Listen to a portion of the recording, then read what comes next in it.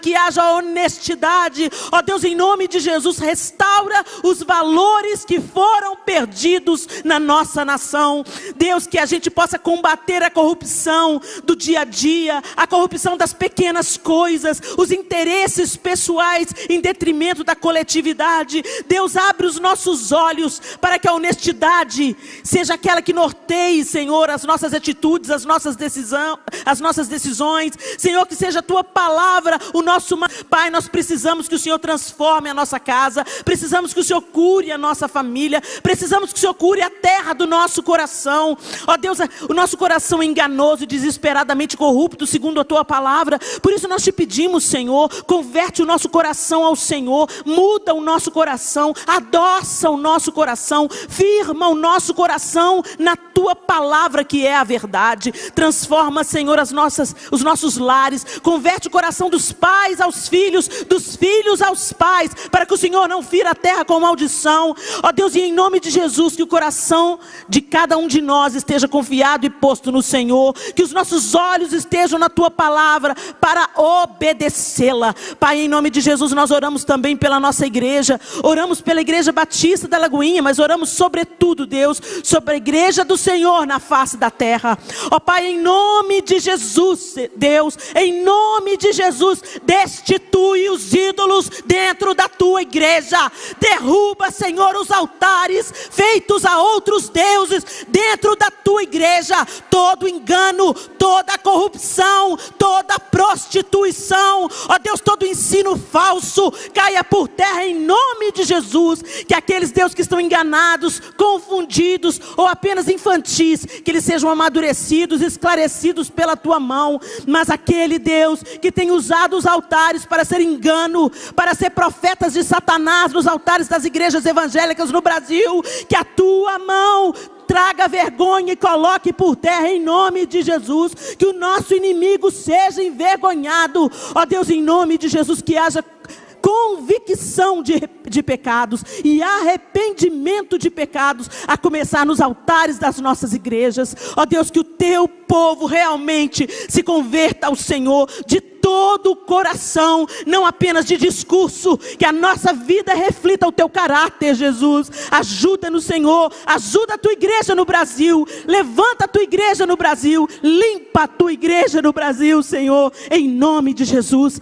Nós oramos pela nossa nação, nós pedimos, Senhor, que a tua justiça seja estabelecida. Nós te pedimos, Senhor, que o pobre, que o oprimido, que o necessitado, aquele que tem sido abusado, vendido, prostituído, escravizado, ó Deus, tem misericórdia do Brasil, tem misericórdia do Brasil. O Senhor institui reis, o Senhor destitui reis.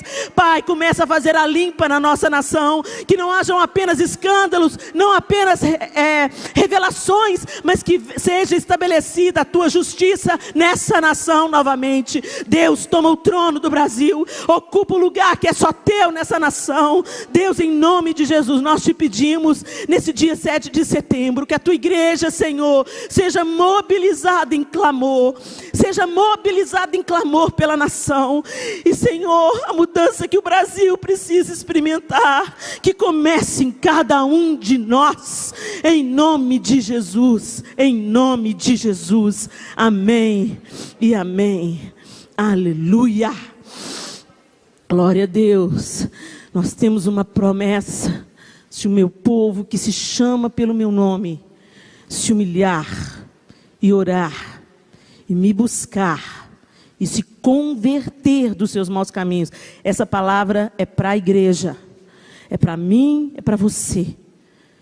É tempo de nós orarmos, buscarmos, nos convertermos dos nossos maus caminhos, para que a nossa terra seja curada, a terra do nosso coração, a terra da nossa casa, a terra da igreja, a terra da nação. Amém? Pessoal, lá fora na tenda da bênção, no final do culto, não é à toa que chama tenda da bênção, tem muita bênção lá para vocês, viu? Quem desejar, nós temos a Rede Mel. A Rede Mel está todo culto femininas, o pessoal está lá fora. O pessoal vende mel para adoçar a vida de tanta gente. Com os recursos que a Rede Mel levanta, é um lugar de recuperação sustentado, Então, quando você compra o mel, você está levando o mel de qualidade para sua casa, mas você está investindo em vidas, investindo em pessoas. Então, passa lá no final, leva o mel para casa. E hoje tem novidade. Tem a primeira safra que está sendo produzida por eles de tomatinhos. Tem uns tomatinhos lindos lá, sem agrotóxico. Olha que maravilha, gente. Coisa que o povo de Deus faz é lindo, né? Então, sem agrotóxico, tem os tomatinhos lá, junto com o mel, primeira safra, e você pode levar também os tomatinhos para casa e alimentar aqueles homens que estão sendo recuperados da dependência química, tá bom? Também lá fora tem o meu material, o novo DVD, só para mulheres e homens curiosos, e alguns livros, e também temos a República das Saias. A República das Saias está comigo, está com a Arieta, que estava ministrando louvor aqui, e está lá fora também. Temos alguns colares, passa lá fora, depois que acabar o culto, e seja abençoado lá e abençoe também. Amém? Pessoal, deixa eu fazer umas perguntas para vocês. Vamos lá.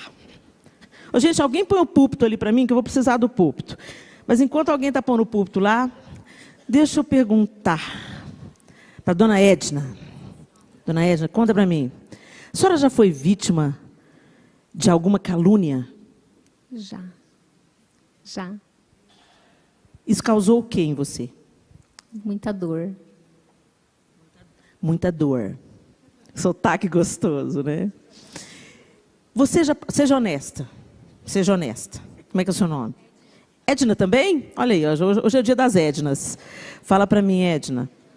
Você já participou de algum assunto, alguma conversa assim, que começou como quem não quer nada e acabou numa fofoca? Já. Graças a Deus que ela falou já, gente. Porque se ela falasse, não, eu falasse, meu pai do céu, a mentira também abateu a irmã. O fato é que nesse tempo que a gente está vivendo, gente, nesse tempo não, acho que é uma coisa desde que o mundo é mundo, a gente gosta de uma conversa, né? A gente gosta de uma conversa. Começa às vezes como quem não quer nada. Assim, uma conversa, uma opinião. Aliás, nós estamos no período das opiniões. Todo mundo tem uma opinião para dar. Quem não? Ainda mais com a rede social. Todo mundo tem opinião e quer dar a opinião mesmo quando ela não é solicitada. Teve uma vez que eu coloquei um post no meu Instagram e eu bloqueei os comentários. Porque eu não queria um barraco no meu Instagram. Eu só estava fazendo um comunicado. Eu não queria a opinião das pessoas, porque eu já tinha recebido uma direção de Deus para postar o que eu postei. Então, ia ser só blá, blá, blá. Só eu acho, eu penso, eu acredito que não ia fazer a menor diferença. Então, eu bloqueei os comentários. Então, foram lá no meu direct me xingar. Como o povo tem uma necessidade de expressar suas opiniões, né? E diga-se de passagem, nem sempre as opiniões que são expressas, elas estão vindo para edificar, para construir e tal. Um tempo desse atrás, há pouco tempo atrás, eu fui ministrar numa igreja.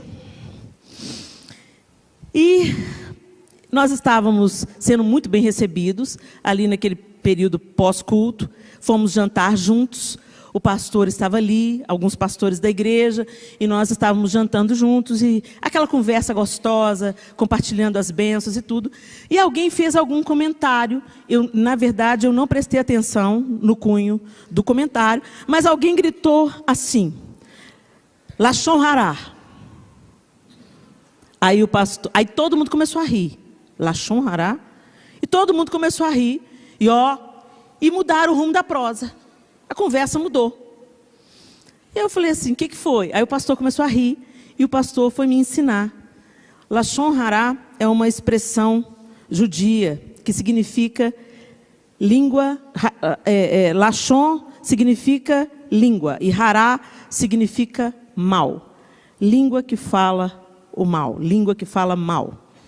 Então, Lashon Hará é uma expressão judia, né, que fala sobre isso, e existem leis dentro do judaísmo contra Lashon Hará. E aí nós começamos a conversar sobre aquilo, e o pastor falou que já tinha pregado sobre isso, e que desde que ele pregou essa mensagem, virou uma conversa entre eles, a expressão entre eles. Então, quando um começa a falar mal, quando um começa a falar alguma coisa, dá uma opinião que não vai edificar, o outro já grita, Lashon Hará. Aí a conversa para, muda o rumo da conversa. Eu achei aquilo tão bacana, me ensinou tanto, que eu fui mergulhar nisso aí para trazer um pouquinho para a gente hoje. Eles me inspiraram. E eu comecei a buscar, e eu quero dividir com vocês nessa noite o que Deus me ensinou. Abra sua Bíblia comigo, em Números, capítulo 12.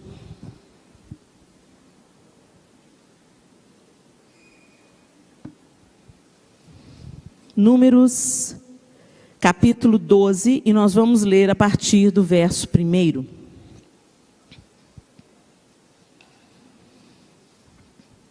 O texto bíblico diz assim: Miriam e Arão começaram a criticar Moisés porque ele havia se casado com uma mulher etíope. Será que o Senhor tem falado apenas por meio de Moisés? Perguntaram. Também não tem ele falado por meio de nós? E o Senhor ouviu isso. Ora, Moisés era um homem muito paciente, mais do que qualquer outro que havia na terra. Imediatamente, o Senhor disse a Moisés, a Arão e a Miriam: dirijam-se à tenda do encontro, vocês três. E os três foram para lá. Então o Senhor desceu numa coluna de nuvem e, pondo-se à entrada da tenda, chamou Arão e Miriam. Os dois vieram à frente e ele disse: ouçam as minhas palavras. Quando entre vocês há um profeta do Senhor, a ele me revelo em visões, em sonhos falo com ele. Não é assim, porém, com meu servo Moisés, que é fiel em toda a minha casa. Com ele falo face a face, claramente, e não por enigmas, e ele vê a forma do Senhor. Por que não temeram criticar meu servo Moisés? Então a ira do Senhor acendeu-se contra eles, e ele os deixou.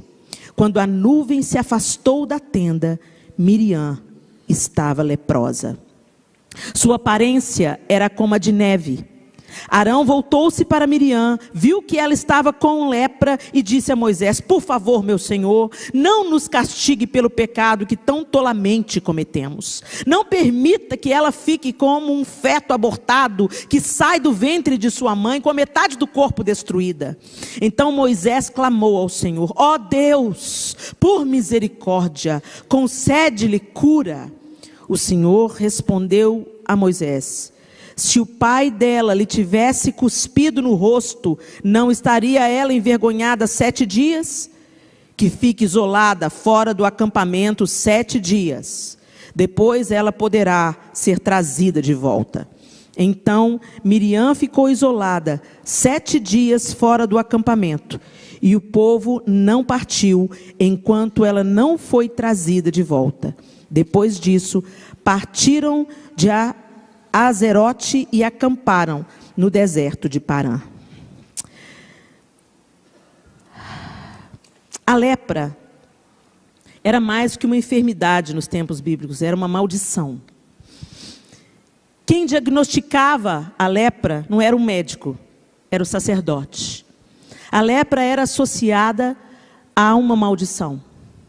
Ela vinha como consequência de alguma impureza, de algum pecado, e ela era tratada diferente de como as outras enfermidades eram tratadas.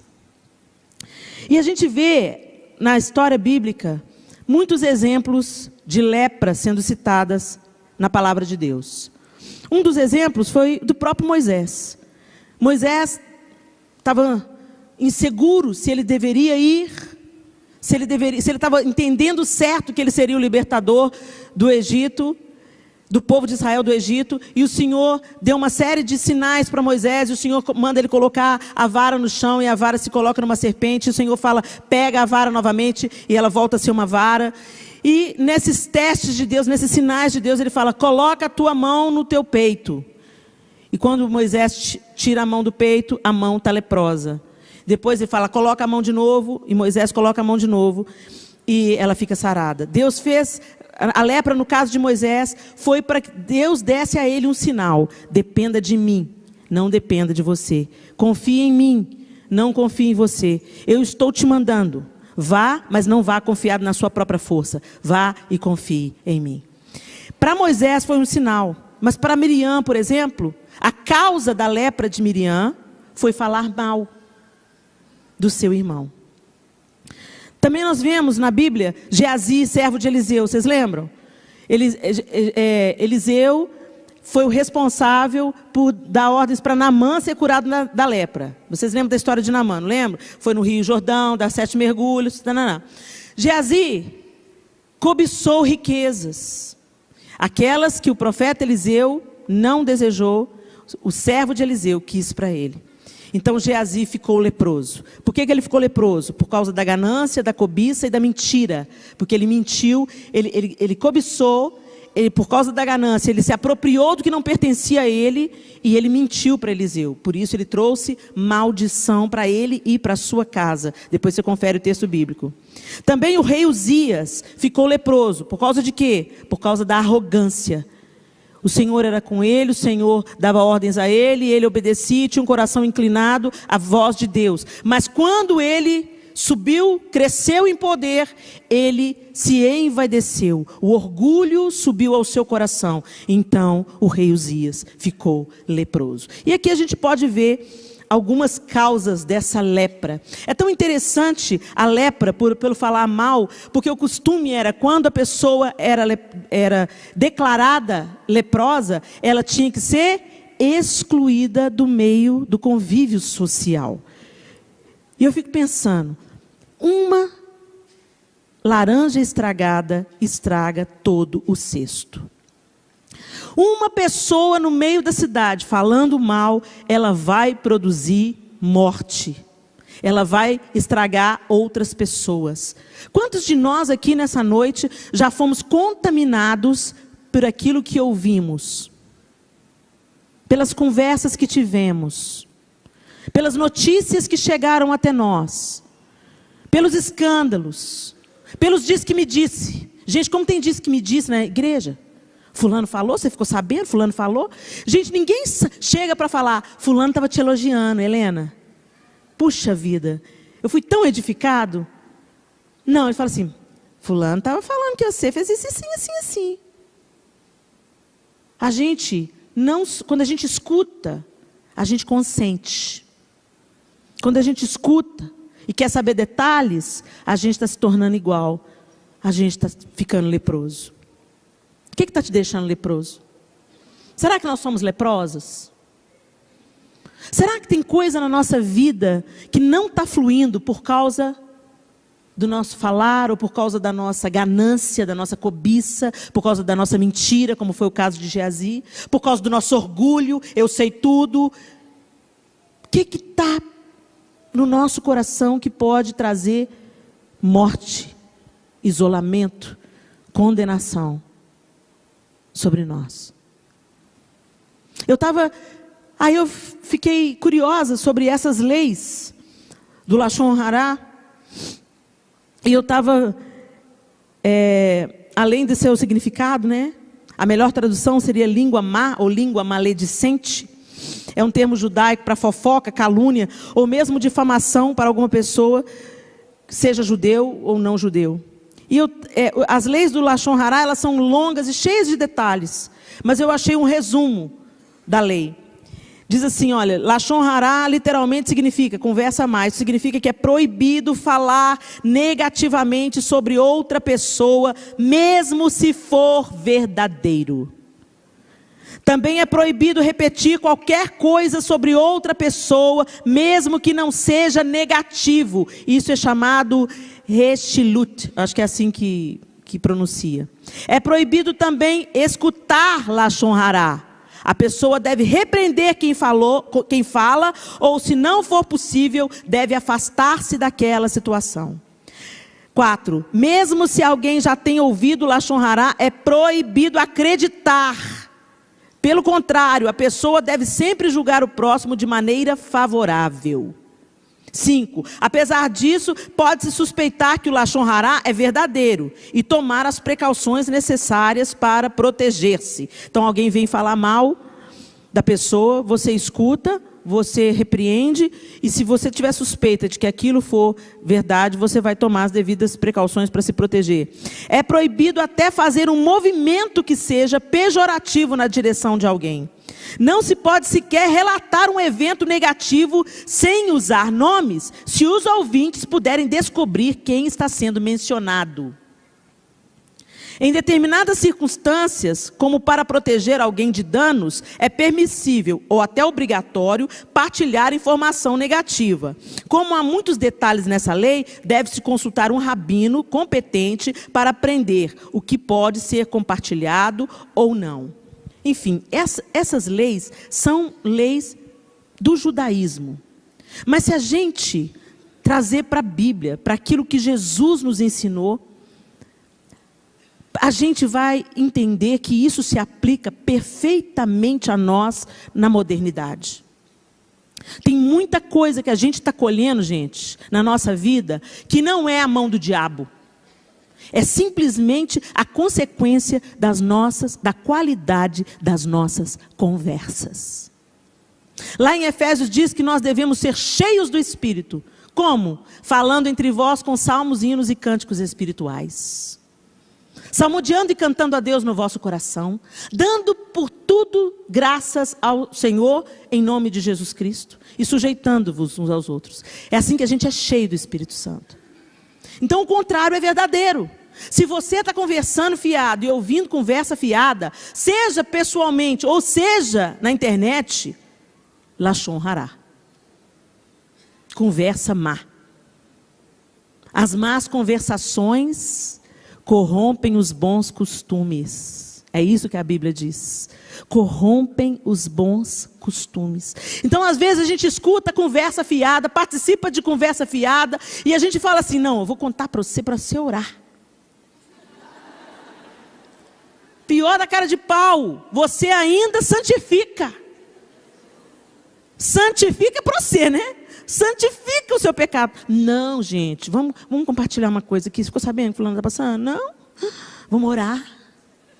Vai orar você sozinho? Fala com Deus. Ele pode resolver a parada. Dobra o seu joelho e fala. Ora você. Se Deus quiser que outra pessoa ora, Deus vai falar com aquela pessoa. Deus levanta os seus intercessores. Mas a notícia é espalhada em nome de vamos falar para tu orar. Vamos deixar de ser hipócrita, gente, né? Ah, Helena, então você já está na bênção, então. Não estou não, gente. Preparar essa palavra aqui está me custando. Porque quando eu comecei a estudar, aquilo me chamou a atenção naquela noite que a gente conversava ao redor daquela mesa. E quando eu comecei a estudar, eu falei, meu Deus, eu estou lascada.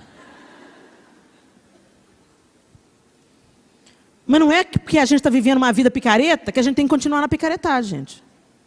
Se Deus mostra, Ele está ensinando. E se Ele está ensinando, é para a gente aprender e mudar de comportamento. Ele não está trazendo condenação, mas Ele está te tirando da ignorância. E quando Ele te tira da ignorância, há liberdade reservada para você, mas tem que ter obediência. Porque se você sabe a verdade e escolhe fazer o mal, você é indesculpável diante de Deus. Aí, Helena, então por que você foi contar isso para a gente? Porque eu quero que vocês usufruam da bênção. Eu quero que Deus cumpra os propósitos dele na sua vida. Eu quero que você viva a plenitude que é servir a Jesus, seguir a Jesus. Eu quero que a sua vida seja uma inspiração para aqueles que estão ao redor de você. Eu quero que a sua vida seja frutífera. Gente, tem muito ministério parado, muito plano de Deus parado por causa da língua grande. Porque você fala demais. Miriam conversou demais, parou o povo de Deus todo no deserto. Todo mundo parou. E não para aí não, gente. Olha os outros exemplos que estão na palavra de Deus. Quer ver? Ó? Nós acabamos de ler aqui o texto de Miriam. Mas olha, essa história começou lá no Éden. Quando a serpente mentiu para Eva, convenceu ela a comer a árvore do conhecimento, ela mentiu, ela enganou, ela teve uma conversa má. Está lá em Gênesis. Ora, a serpente era o mais astuto de todos os animais selvagens que o Senhor Deus tinha feito. E ela perguntou à mulher: foi isso mesmo que Deus disse? Não comam de nenhum fruto das árvores do jardim? Quolha isso, a serpente, eu nunca tinha prestado atenção nisso. A serpente jogou verde para colher maduro. Ela queria conferir qual foi a ordem de Deus. Então ela joga o verde. Não foi isso que Deus disse? Como é que foi mesmo que Deus disse? Não como de nenhum fruto. Foi de nenhum fruto. Ela queria saber qual que é o fruto que Deus tinha vetado. E a mulher falou: não, foi isso não, a ingênua. Tem gente que está na nossa vida e fica julgando verde para colher maduro. Fique esperto. Interrompa a conversa fiada. Não, isso não diz respeito a você, minha irmã. Melhor a gente ficar, como diz o pastor Márcio, vermelho um minuto do que amarelo o resto da vida. Né? Às vezes a gente tem que dar umas respostas, interromper umas conversações, e é desconfortável, traz um desconforto. O povo vai: ah, santarrão, hein? Você sabe tudo, hein? Não sei tudo não, mas eu estou tentando me santificar. Eu estou tentando tirar a mão de Deus do meu peito. Eu estou tentando viver a vida que Deus tem para mim. E essas conversas fiadas vão me atrasar, vão abortar, vão destruir o plano de Deus para mim. Vão me deixar leprosa. Eu não quero ficar leprosa. Então, se você quer ficar leproso, fica lá isolado com os seus. Leproso se entende com leproso. A serpente vem, conversa com Eva. Claro que não é isso. Não foi isso que ele quis dizer, querida. É porque ele sabe que se você comer do fruto do conhecimento do bem e do mal, sereis como Deus. E a Bocó acreditou. Ou seja, o pecado foi originado numa conversa fiada. Depois disso, a gente vê José. José falou negativamente ao seu pai Jacó sobre os seus irmãos, fazendo com que eles o odiassem. Isso levou à venda de Jacó pelos irmãos para o Egito, terminou causando a sua prisão e depois o exílio egípcio. Esta é a história da família de Jacó. Quando José tinha 17 anos, pastoreava os rebanhos com seus irmãos, ajudava os filhos de Bila e os filhos de Zilpa, mulheres de seu pai, e contava ao pai a má fama deles. José, fofoqueiro. Um homem de Deus, mas a gente nunca imagina que, olha aí, gente, está aqui, a gente é tudo igual. Por isso que a gente tem que olhar para Jesus. Ele se destacou. O resto, gente. E Deus não fez questão fez questão de não esconder nenhuma falta, nenhum desvio de caráter. Deus não ocultou o pecado de Davi. Deus não ocultou o orgulho de Saul. Está tudo aqui. E está aqui para quê? Para encher página? Não, está aqui para a gente olhar e não cair no mesmo buraco. Olha, se José, sendo um escolhido de Deus, provocou uma série de coisas, porque foi lá fofocar com seu pai. Deus podia cumprir os sonhos que os irmãos iam se curvar? Sim, os irmãos iriam se curvar. Deus tinha um plano na vida de José. Mas será que o plano de Deus... Eu fico pensando, gente, isso não é uma discussão teológica não, tá? Isso é só a Helena viajando na maionese. Eu fico pensando, será que tinha que ser um caminho tão árduo? Será que se José tivesse ficado com a boquinha dele mais fechadinha, Deus poderia ter feito acontecer isso de um outro jeito? Sei lá. A eternidade vai revelar. Mas eu sei o seguinte, a fofoca de José fazia os irmãos odiarem. Os irmãos odiavam. Ele já era o queridinho do papai. E o queridinho do papai, que se achava o superior a todo mundo, vinha. Você ficou sabendo, pai? Fulano está fazendo isso, fulano está fazendo aquilo. Como é que chama isso no crime? X9? Sempre tem um X9, né? E aí, o que aconteceu? Os irmãos odiaram, os irmãos queriam matá-lo, jogaram ele na cisterna, foi para o Egito. Aí, ele sofreu o que ele plantou. Uma conversa má. Ele plantou uma conversa má com seu pai. E o que levou ele para a cadeia? Uma conversa má. A mulher não teve ele. Aí foi lá e falou para o marido dela uma mentira. E por causa de uma mentira, ele foi preso. E porque ele foi preso, ele conheceu o padeiro. Ele conheceu os homens do rei, o copeiro, o padeiro. Deus revela, Deus faz de José uma autoridade, cumpre a visão. Seus irmãos vêm, seu pai vem, Deus muda a história. Enquanto José viveu pela obediência dele, ele foi um homem próspero, bem-sucedido. O povo se multiplicou na terra. E aí, quando José morre o legado dele e quem eram príncipes na terra viram escravos. A escravidão do povo de Israel começa em José. Olha que ironia, gente. Eu nunca tinha ligado os pontos. Enquanto ele viveu, Deus cuidou dele. Mas quando José morre, os ânimos dos egípcios mudaram em relação ao povo. A ponto de o povo egípcio escravizar o povo de Israel. E a história também não para aí, não. Gente, a Bíblia está assim, povoada dessas histórias que nasceram com conversa fiada, sabe como? Dessas histórias tristes que começaram com uma fofoca, com uma maledicência. Tem outro episódio também. Os espias, vocês lembram dos espias? Que foram enviados para espiar a terra de Canaã? Eles voltam, Deus falou com eles, depois vocês conferem no texto lá, gente. Deus falou com eles, vão lá espiar a terra, porque eu estou dando a terra para vocês. Eles vão, espiam a terra e voltam dando más notícias. Dando um relatório ruim. 2 deram um relatório positivo. Não, vamos lá, vamos conquistar a terra, Deus prometeu. Mas o resto, os outros 8, voltaram falando, vida, céus, azar. Aqueles que só vê o lado negativo, aqueles que não têm fé, aqueles que não alimentam a sua fé, aqueles que vão matando a sua esperança por causa da conversa. Isso não vai dar certo, não. E o seu Deus, hein? Não vai... E o seu filho que está no mundo, não vai voltar para Jesus, não? E aí? E o seu Deus não vai fazer nada? E essa sua fé, hein? E o milagre que não chega? Ei, você está morrendo de câncer. Cadê seu Deus? Os 8. Será que a gente é um dos 8? Ou será que a gente é Josué e Caleb? Eu confesso, gente, que muitas vezes na minha vida eu fui um dos 8. Não, isso não vai dar certo não, gente. Não, isso é grande demais. Grande é Deus. E o que Ele tem, Ele tem. O que Ele não tem, também não quero. Simples assim. Mas a gente dá vazão à desesperança, ao desespero. E sobretudo nesse tempo que a gente está vivendo no Brasil. A gente não para orar para o Brasil, mas para falar mal. Para falar, não tem jeito esse Brasil não. Bora para os Estados Unidos.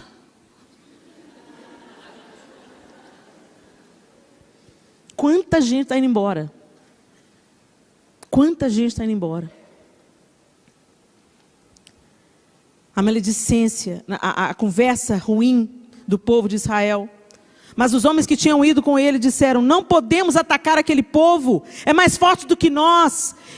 E espalharam entre os israelitas um relatório negativo acerca daquela terra. Disseram, a terra para o qual fomos em missão de reconhecimento, devora os que nela vivem. Todos os que vimos são de grande estatura. Vimos também os gigantes, os descendentes de Enaque, diante de quem parecíamos gafanhotos a nós e a eles. Está lá em Números 13, depois você confere em casa. E aí, esse relatório de 8, essa conversação de 8, tomou conta do povo inteiro. Por isso que eu estou te falando, a conversa fiada contamina. Por que vocês acham que Deus mandou o povo marchar em volta da muralha calado? Já pararam para pensar nisso? Imagina, está lá o povo. Você viu o tamanho da muralha? Nem me fala nada, Josué está doidão, está chapado. Pois é, você viu a largura da muralha?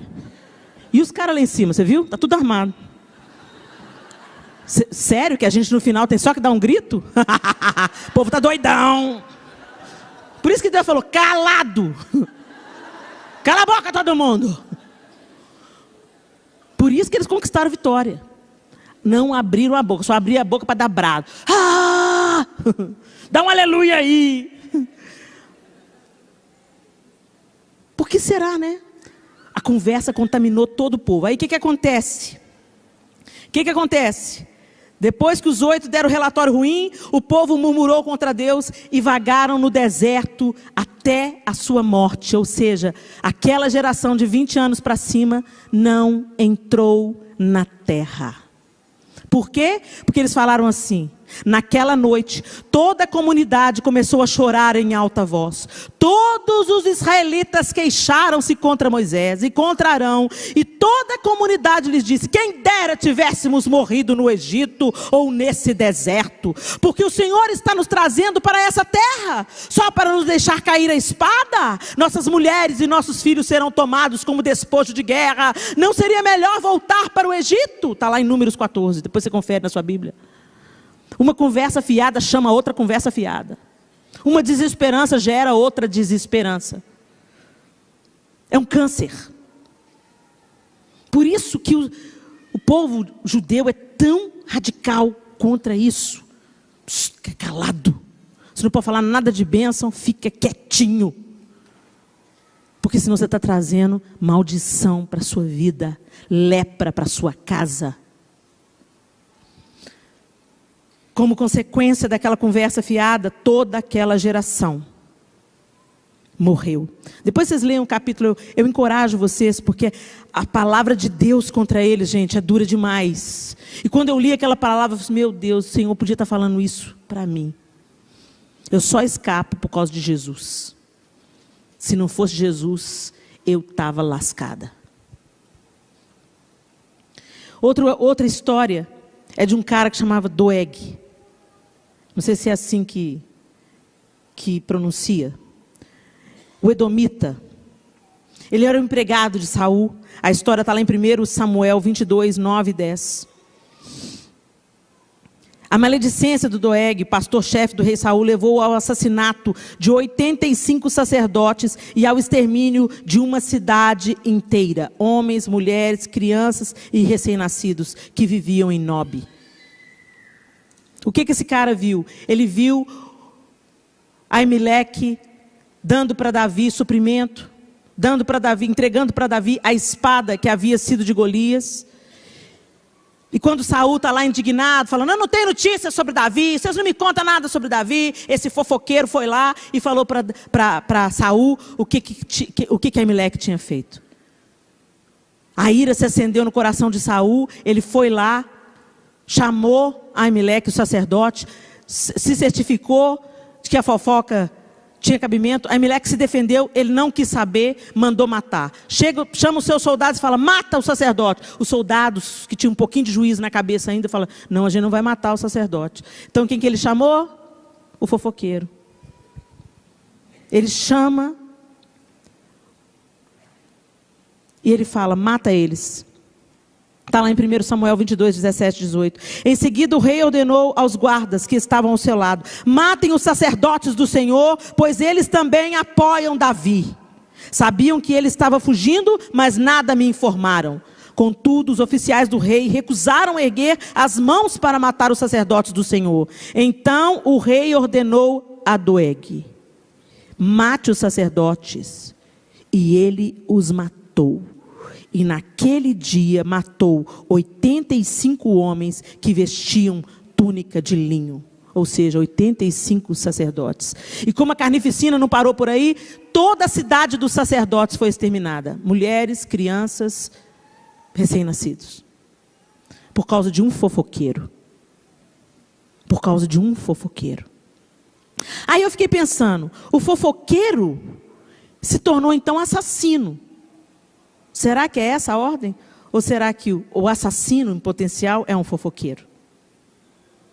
Se a gente for olhar o que Jesus disse sobre isso, gente, lá em Mateus 15, 16, 20, diz assim: será que vocês ainda não conseguem entender? Perguntou Jesus. Não percebem que o que entra pela boca vai para o estômago e mais tarde é expelido? Mas as coisas que saem da boca vêm do coração. E são essas que tornam o homem impuro. Pois do coração saem os maus pensamentos, os homicídios, os adultérios, as imoralidades sexuais, os roubos, os falsos testemunhos e as calúnias. Essas coisas tornam o homem impuro. Mas o comer sem lavar as mãos não o torna impuro. Jesus está ensinando então que é o que sai da boca que contamina. Mas o que sai da boca nasce no... A boca fala do que está cheio o coração.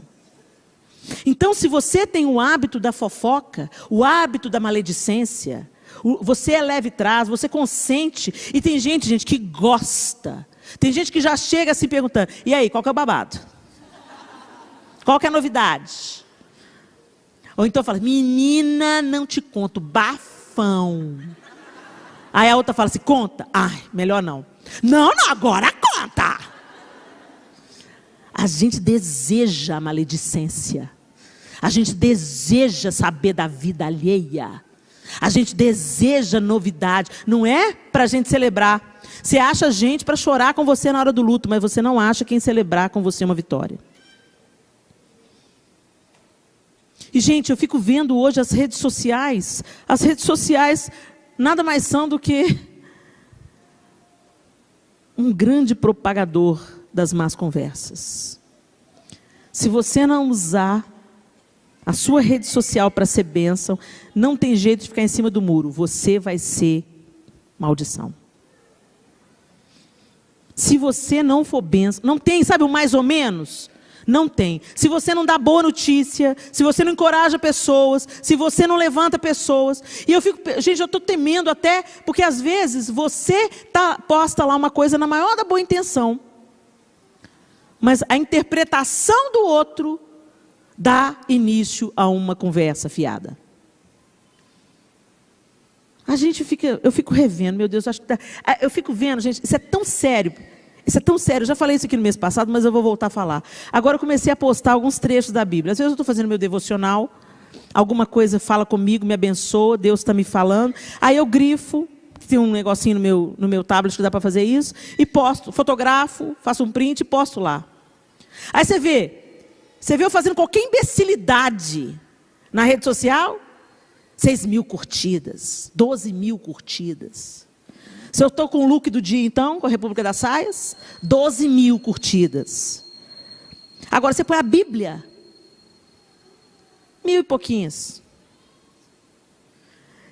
Pressupõe-se que 90% das pessoas que me seguem são cristãs. O que te leva a curtir mais uma saia do que curtir a palavra de Deus?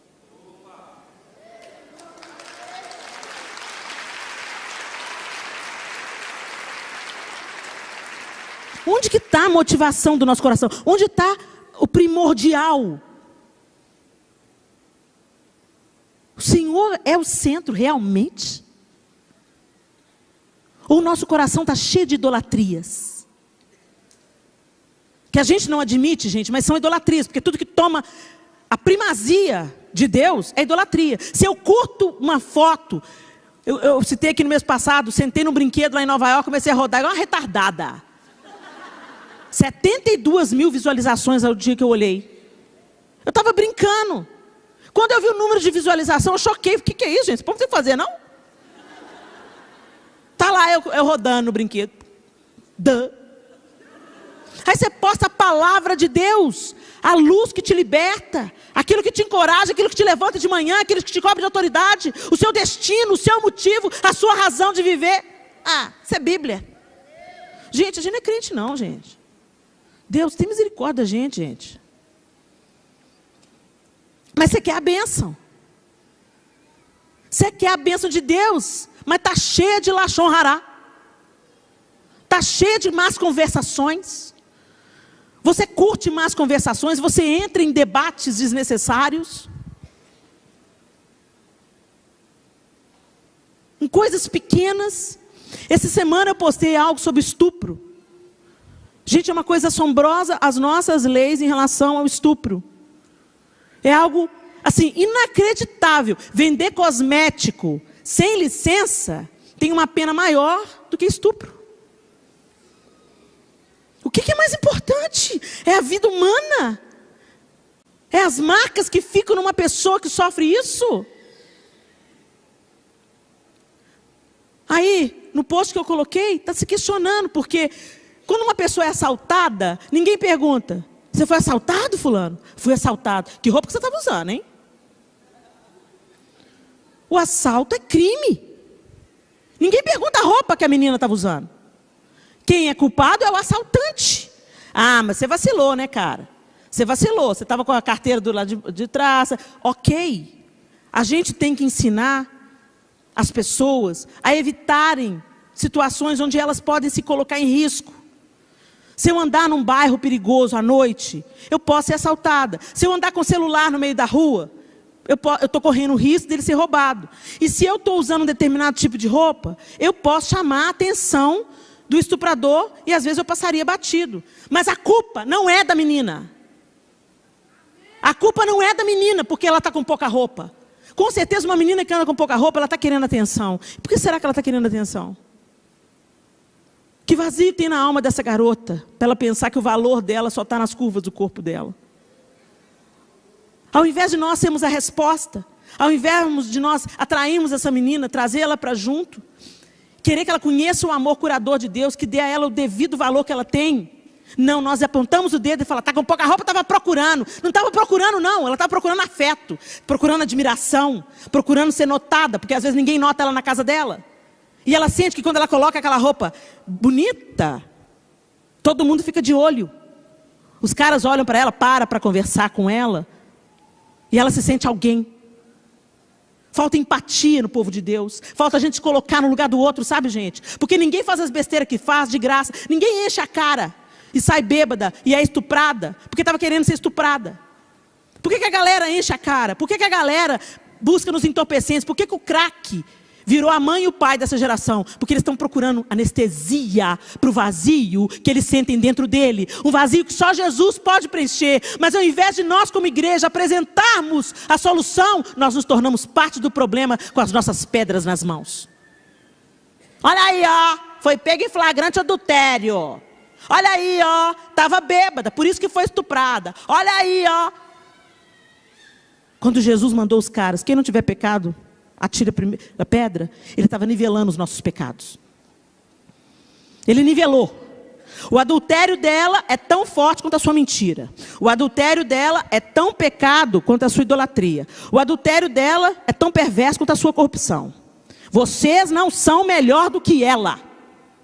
Quem não tiver pecado aí, pode jogar pedra. E ele que não tinha nenhum, não atirou. Gente, a gente tem que mudar esses conceitos. E eu coloquei isso na rede social, falando das leis rasas contra o estupro, né, buscando que a gente tem que se envolver, a gente tem que fazer pressão para quem pode mudar isso, quem pode mudar as leis, quem pode alçar a voz em nome daqueles que não têm voz. O livro de Provérbios fala isso, levante a sua voz em defesa daqueles que não têm voz. E as crianças que são estupradas? Elas não estavam com roupa sensual. E as mulheres no Oriente Médio que são estupradas com burca? Elas não estavam com roupa social. O estupro é um crime que pode pegar qualquer uma de nós a qualquer momento, que o Senhor nos livre. Mas eu conheço uma moça que foi estuprada saindo da igreja, decentemente vestida. A gente tem que parar de ser tão legalista e ter mais empatia com o outro. E eu pus esse post, vocês não têm noção da quantidade de lachon rará que isso gerou. Mas é isso, mas aquilo outro, ela tem que aprender mesmo. Quem sabe agora toma... Gente, eu tive que apagar um tanto de comentário por causa da crueldade da conversa. E nós nos autodenominamos cristãos? Sério? Jesus foi na casa do ladrão, comer com ele, absolveu a prostituta, liberou a apedrejada. Eu não estou aqui fazendo uma apologia, sai pelada na rua, porque a gente não vive no fantástico mundo de Bob. Infelizmente a gente não vive num mundo que prima pelo direito do outro, respeita o direito do outro. Mas o culpado ainda continua sendo o criminoso. Ele escolheu cometer o crime. Talvez a gente tenha que pensar, rever as questões da pornografia que alimenta os psicopatas. Isso sim tem que ser revisto. Mas criminalizar ainda mais a vítima? Cadê a misericórdia?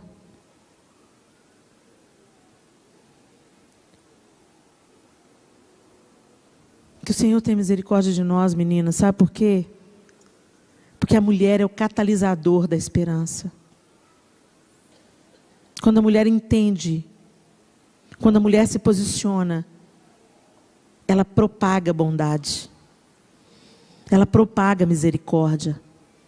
Ela propaga acolhimento. Isso é da mulher, acolhimento, aceitação, consolo, conselho. Conselho, amor. Isso é da mulher. A mulher tem essa característica de trazer para perto, de agregar. Eu me lembro uma vez, há muitos anos, a gente estava na rua, eu e minha mãe. Eu era solteira ainda. E tinha uma moça com uma roupa muito curta. E os rapazes mexendo com ela.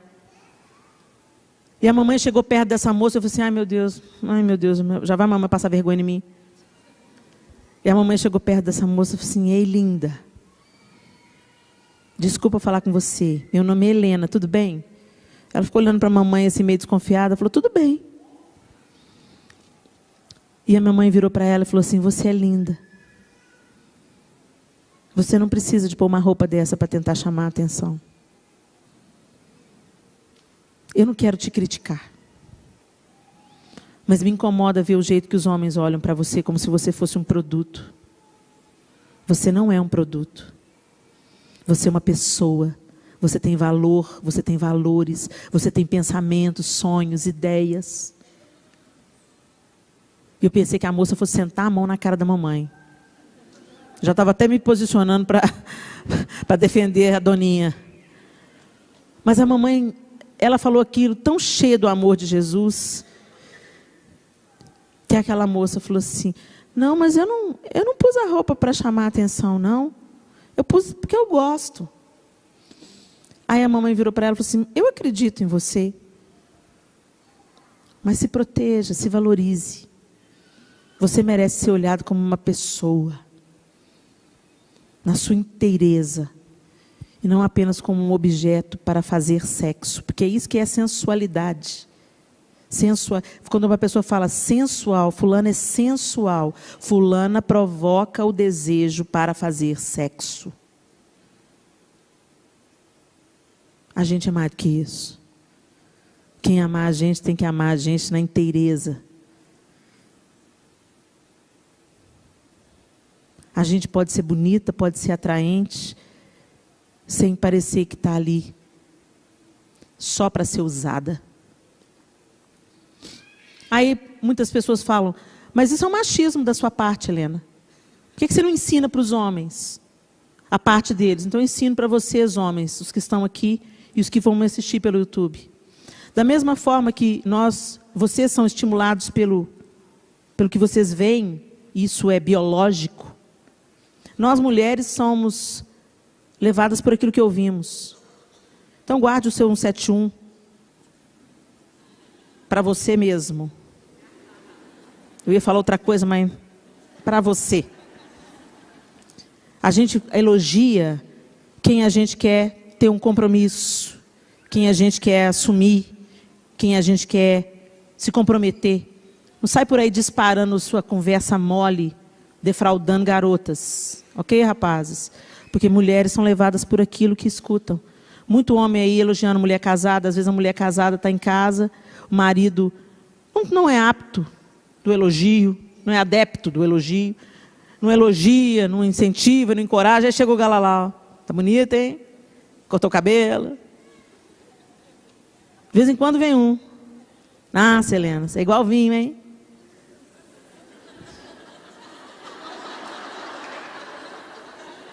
Sai, Satanás. Meu marido também acha, querido. Agora, antes eu era mais diplomática. Eu falei, escuta aqui, que conversa é essa? Agora eu já vou na lata. Que conversa é essa, meu irmão? Por que você está falando isso? Eu sou uma mulher casada, meu irmão. Você sabia que mulher é levada por aquilo que ela escuta? Para de conversar fiado. Presta nas suas palavras. O que vai causar dentro das meninas? Você fala aquilo que você pode bancar. Você fala aquilo que você está disposto a assumir. Você elogia uma menina que você quer ter como sua esposa. Ou você quer namorar, ou você quer conhecer de perto. Não vem com esse blá, blá, blá afiado, não.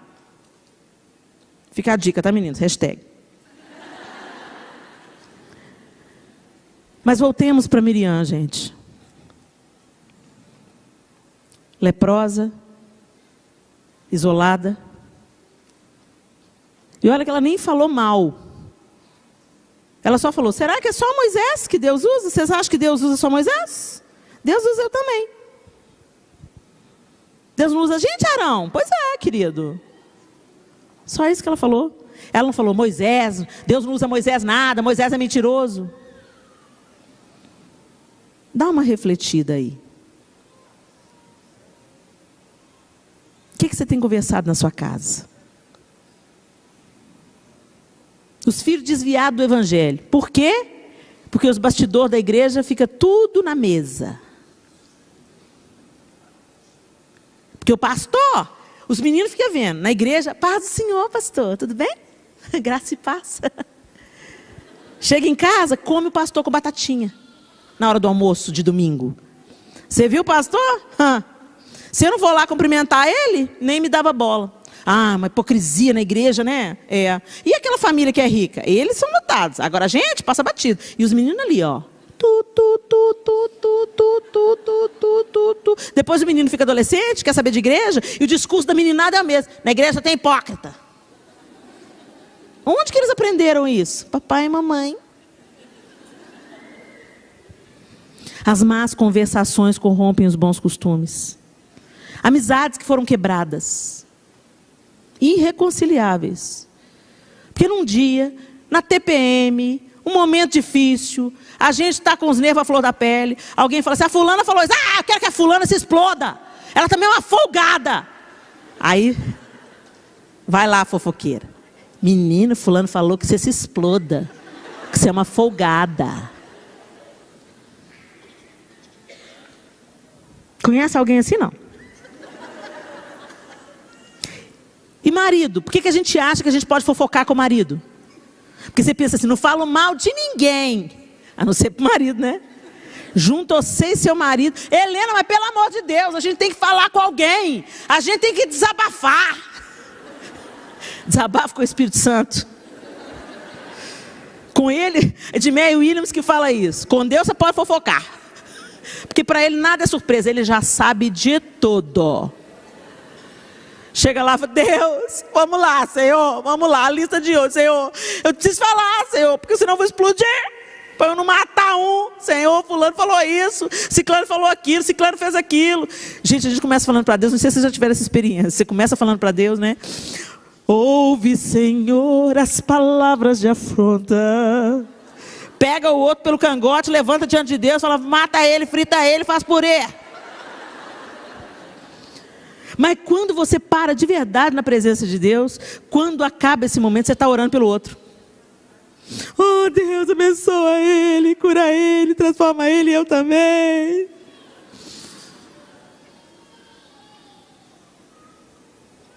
Por que a gente acha que a gente é superior, gente? Cada um de nós tem uma área de vulnerabilidade na vida. Todas nós aqui. Tem uma área que pega. A inveja. A fofoca. A espiritualidade. Tem gente que, assim, que é tão espiritual, que é a quarta pessoa da Trindade. É aquela pessoa que eu estou pregando, ela está assim, é isso mesmo, é isso aí. Eu já sei disso. É aquela pessoa que você fala assim, tem alguém aqui que nunca fofocou? Se perigar, fique de pé. Gente, a Bíblia fala o seguinte, se nós dissermos que não pecamos, nós mentimos e fazemos Deus mentiroso. Todos pecaram e carecem da glória de Deus. Todos pecaram. Todos. Se você não pensa, você pensa, você peca. Você fala, você peca. Você reage, você peca. Às vezes você nem sabe que peca e está pecando. Então nós dependemos de Deus para tudo. Então se a gente peca, por que a gente acha? Olha o morcegão aí, gente. Batman veio para o apelo. Por que a gente peca e acha que então podemos ser aptos a julgar o pecado do outro? Só porque é diferente do seu? Por que tem tanto rigor para o homossexual, mas não tem o mesmo rigor para o adúltero? É pecado sexual. Por que o rigor é diferente?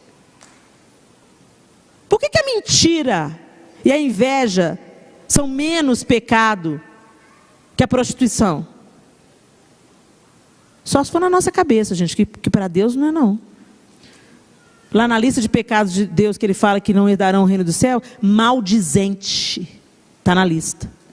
Maldizente. Quando você maldiz, quando você fala mal de alguém, você perde a habilitação dos santos. Ah, Helena, mas então não vou para o céu não, cara. Vou para o céu não, vamos mandar real aí, porque... Então aqui, ninguém vai para o céu não, Helena. Por nada não, mas né? Mas é por isso que Pedro nos exorta. Vamos terminar aí. Abra sua Bíblia. 1 Pedro 3, 9 e 10. 1 Pedro, capítulo 3.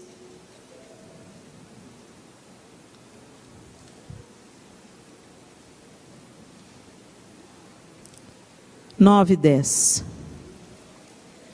Não retribuam mal com mal, nem insulto com insulto. Ao contrário, bendigam, pois para isso vocês foram chamados, para receberem bênção por herança. Pois quem quiser amar a vida e ver dias felizes, guarde a sua língua do mal e os seus lábios da falsidade. Você quer ter vida? Dias felizes? Então guarde a sua língua do mal e os seus lábios da falsidade. Helena, mas como nós vamos fazer isso? Se achegando ao Senhor. Ele não falou que tudo vem do coração? Então você não tem que cuidar do fruto. Você tem que cuidar da raiz. Quando a raiz está estragada, você pode podar as frutas podres. Na próxima safra, vem fruta podre de novo. Não é assim? Você pode podar, você pode tirar as lagartas da árvore. Se você não trata a causa da praga, ela volta de novo. Então Jesus está nos convidando a purificar o nosso coração. E só Ele pode fazer isso, gente. Mas como que Ele faz isso? Quando nós nos aproximamos dEle. Quando você quer conhecer Jesus e ser conhecido dEle, Ele muda você de dentro para fora. Suas conversas mudam, suas roupas mudam, sua motivação muda. Mas é de verdade, não é por 2 meses. Porque no nosso braço a gente até consegue um tempo curtinho, mas depois a gente cai na esparrela de novo. Como é que a gente tem uma vida santa? Andando com o santo, o maior de todos os santos, se apegando a Ele, querendo conhecê-lo. Uma coisa que eu tenho pedido ao Senhor ultimamente é a consciência da sua presença. Senhor, me dá consciência da sua presença. Espírito Santo, me mostra que todo o tempo Deus está. Porque quando nós temos a consciência da presença de Deus, a gente não consegue pecar com tanta facilidade. Tem uma oração pulsando no meu coração nos últimos meses. Senhor, me dá consciência da sua presença e aumenta o meu temor pelo Senhor. Aumenta o meu temor. Porque o temor ao Senhor é o princípio da sabedoria. Quando eu temo a Deus, tenho reverência à sua presença, eu não vou me perder tão fácil.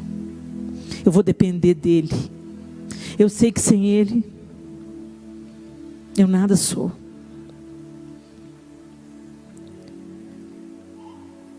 Feche os seus olhos. Ele tem vida e dias felizes para você. É isso que o texto de Pedro acaba de falar. Se você quer viver e ter dias felizes, refreie a sua língua.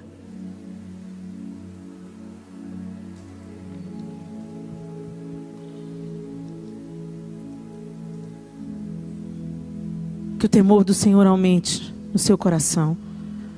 Talvez você esteja comendo os frutos amargos das suas palavras, colhendo os frutos estragados das conversações tolas, seja ao vivo, seja pelo WhatsApp, seja pelo Instagram, pelo Facebook. Se o Facebook está te fazendo pecar, se o Instagram está te fazendo pecar, se Lashon Hará está acontecendo comumente nas suas redes sociais, vale mais deletar e crescer na sua vida com Deus. Nós queremos, todos nós queremos dias felizes e vida. Então guarde a sua língua do mal e os seus lábios da falsidade. Seja amoroso, seja íntegro. Pense coisas boas sobre as outras pessoas.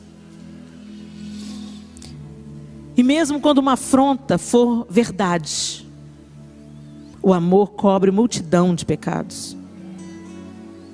Como a gente pode dizer que ama se a gente fala mal do outro? Essa palavra toma uma dimensão muito grande no meu coração e aumenta a minha responsabilidade e dependência. Eu quero, Senhor. Eu quero dias felizes. Eu quero vida. Então me ajude. Me ajude. Me ajude. Me ajude. Que eu fale o que edifica, o que eu encoraje, o que exorta em amor, o que consola, o que protege. Que eu alce a minha voz para defender o direito daqueles que não têm voz. Que eu erga a minha voz para a justiça e não para a injustiça. Para a bênção e não para a maldição. Que a lepra se aparte dos nossos arraiais, amém? Que a lepra se aparte da sua casa. Que a lepra se aparte do casamento. Que a lepra se aparte dos seus relacionamentos ministeriais. Que a lepra se aparte do meio do povo de Deus. Que não sejamos destruídos pela nossa própria palavra. O diabo não precisa de nos arrastar para a prostituição. Ele só precisa fomentar no nosso meio as más conversações. Que o Senhor tenha misericórdia de nós, amém? Ó Deus, sonda-nos, Senhor, nessa noite. O oculto, o escondido, aquilo que nós não percebemos. Ó Deus, nós temos tantos hábitos destrutivos na nossa vida. Tantas coisas que levamos levianamente na nossa jornada.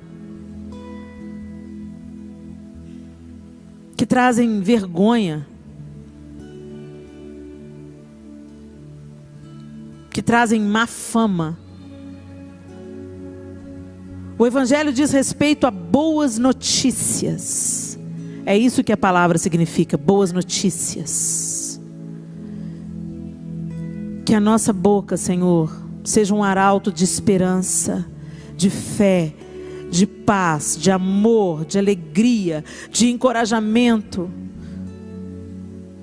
Que a nossa boca profira a tua verdade, o teu caminho, a tua justiça, a tua santidade, a tua grandeza, a tua majestade, a tua docilidade, a tua humildade. Que a tua vida seja expressa na nossa vida. nas nossas palavras, nas nossas atitudes.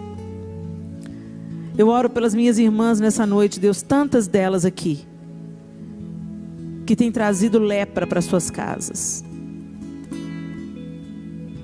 Tantas, Deus, que por não vigiar as palavras, enfraquecem seus casamentos, magoam seus filhos, desautorizam seus pais, se rebelam contra autoridades.